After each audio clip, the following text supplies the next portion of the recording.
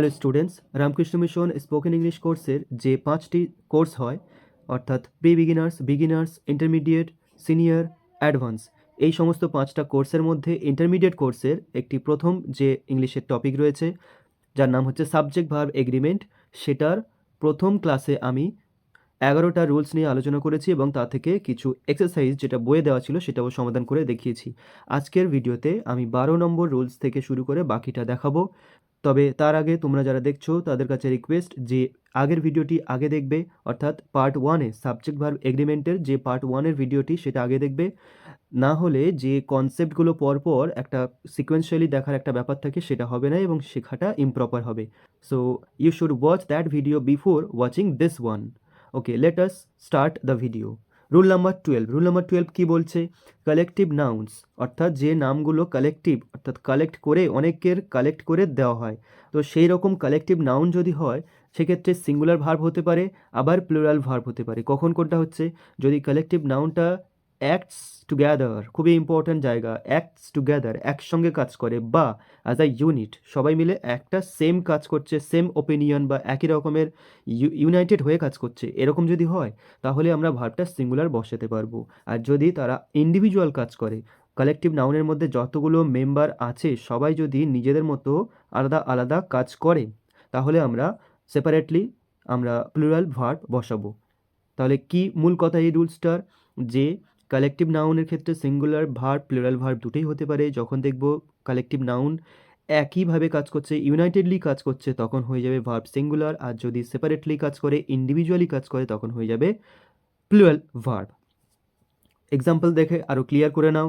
The team, team মানে কি? কয়েকজন মানুষের দলকে নিয়ে একটা টিম হয়, ক্রিকেট টিম 10-12 জন 11 জন খেলোয়াড়কে নিয়ে একটা টিম হচ্ছে। তো সেই টিম এর অনেকগুলো মেম্বার আছে, সবাইকে নিয়ে একটা নাম দেওয়া হচ্ছে যার নাম হচ্ছে কালেকটিভ নাউন, সেটা হচ্ছে এখানে টিম। তো এটি কালেকটিভ নাউনের সাথে ভার্বটা কি বসেছে? রানস বসেছে। কেন? এখানে পুরো টিমটা দৌড়াচ্ছে। The team runs enthusiastically into the field, মানে সবাই ফিল্ডের মধ্যে আগ্রহ সহকারে প্রবেশ করলো, এনথুসিয়াস্টিক্যালি পুরো টিমটা প্রবেশ করলো, ইউনাইটেডলি, আলাদাভাবে কাজ করছে না, অ্যাজ আ ইউনিট, তাই এখানে ভার্বটা সিঙ্গুলার হয়েছে। আর আমরা জানি সিম্পল প্রেজেন্ট টেন্স হলে ভার্বের সাথে এস যুক্ত হয়, সিঙ্গুলার ভার্ব।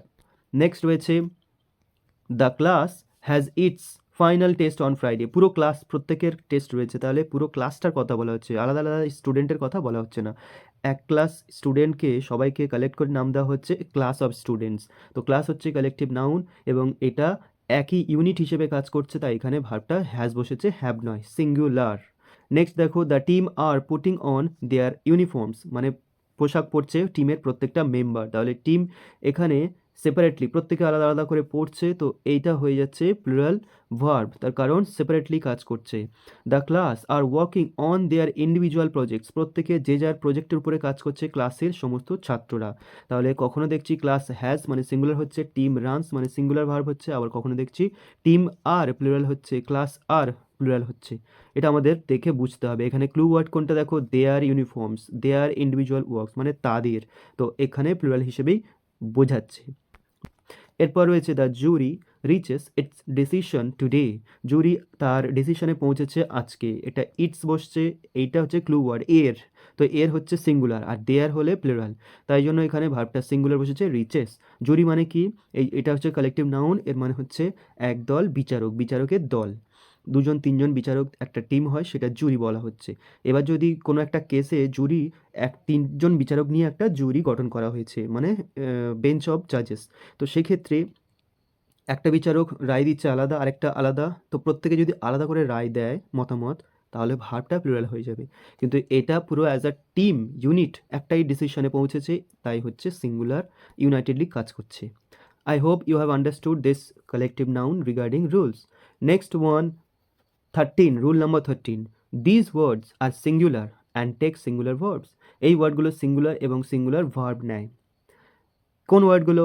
দেখতে প্লুরাল মনে হবে, এস আছে, কিন্তু এগুলো প্রত্যেকটা সিঙ্গুলার। যেমন নিউজ, খবর, এস আছে, দেখে মনে হবে প্লুরাল হবে, কিন্তু এটা সিঙ্গুলার। মিজলস, এটা একটা ডিজিজ।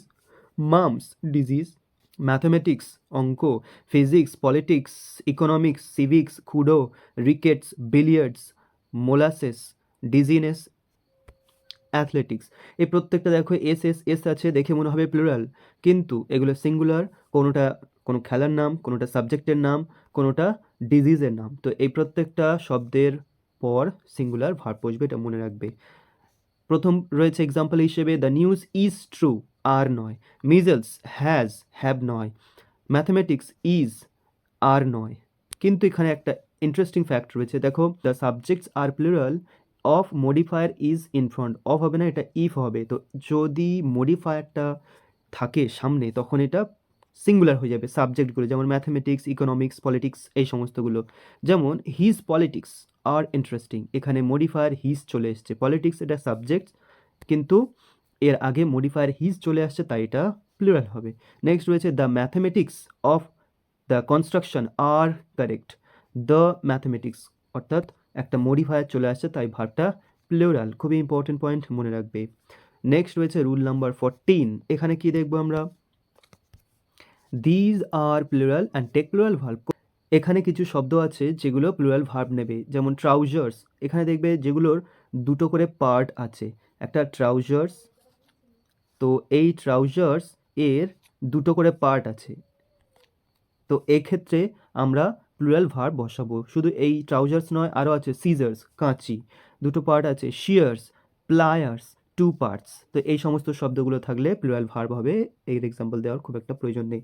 সানগ্লাস, গুগলস, এই সমস্ত। নেক্সট রয়েছে rule number 15। These abstract nouns are plural. এই অ্যাবস্ট্রাক্ট নাউনগুলো সবসময় প্লুরাল হবে, যেমন riches, means, thanks. For example his thanks were enough for me. Were বসেছে কারণ প্লুরাল সাবজেক্টস, থ্যাঙ্কস। নেক্সট রয়েছে rule number 16। A pair of, a word of makes singular and take singular verb. অর্থাৎ এই শব্দ দুটো expression যেটা রয়েছে এ pair of এবং এ ওয়ার্ড অফ, এই দুটো এক্সপ্রেশন সিঙ্গুলার করে দিচ্ছে, তাই ভার্বটা সিঙ্গুলার হবে। যেমন the shoes have to be repaired. Shoes এক জোড়া, এখানে দুটো জুতোর কথা বলা হচ্ছে, তো এখানে হ্যাভ বসেছে। কিন্তু যদি বলি এ পেয়ার অফ শুজ, এক জোড়া জুতো, তখন ভার্ব হয়েছে সিঙ্গুলার ইজ। নেক্সট হচ্ছে your thanks have been acknowledged. এখানে প্লুরাল থ্যাঙ্কস, কিন্তু a word of thanks is enough.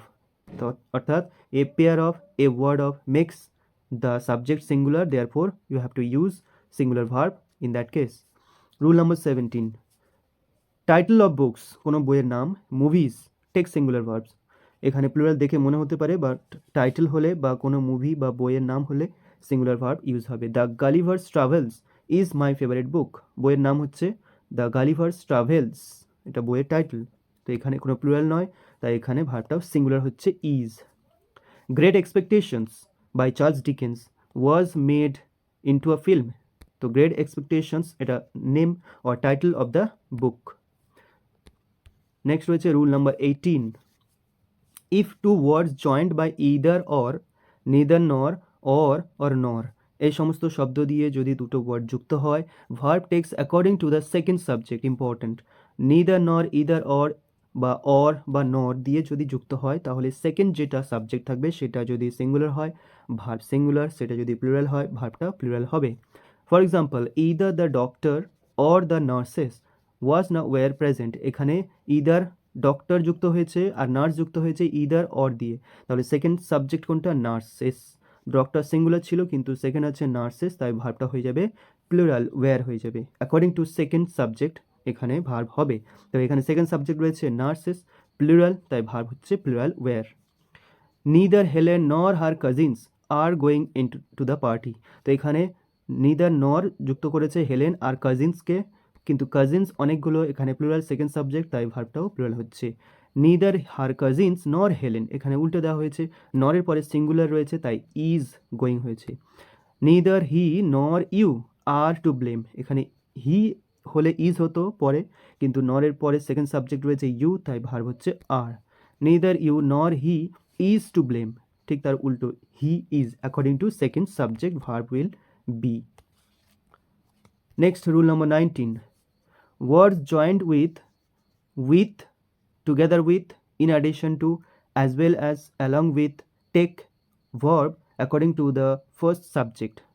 অর্থাৎ আগেরটা আমরা দেখলাম নিদার নর, ইদার অর, নর অর এই সমস্ত দিয়ে শব্দ যুক্ত হচ্ছে তখন সেকেন্ড সাবজেক্ট অনুযায়ী ভার্ব হচ্ছে। আর এই শব্দগুলোর ক্ষেত্রে ফার্স্ট সাবজেক্ট অনুযায়ী ভার্ব হবে, ঠিক উল্টো।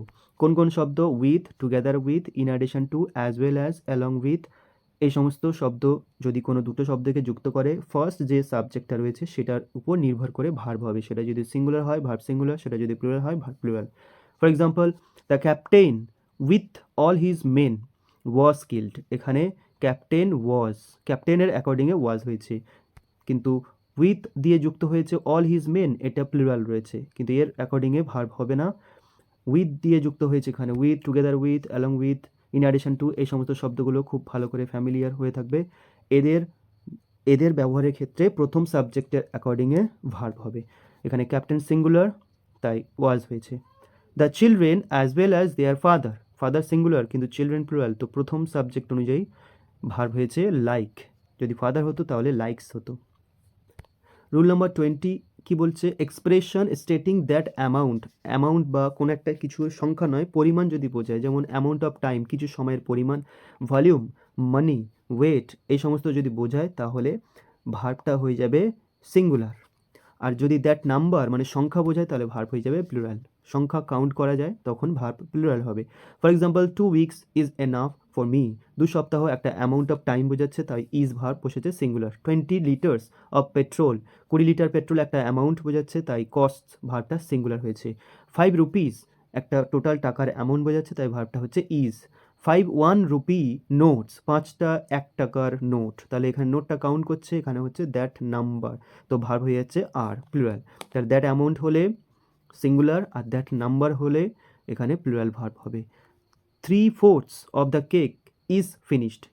ফর এক্সাম্পল, এখানে 4 ভাগ রয়েছে, এই 4 ভাগের 3 ভাগ 3/4, এইটা পুরোটা ইউজ হচ্ছে, তো এটা একটা নির্দিষ্ট পরিমাণ বোঝাচ্ছে, তাই হচ্ছে ইজ।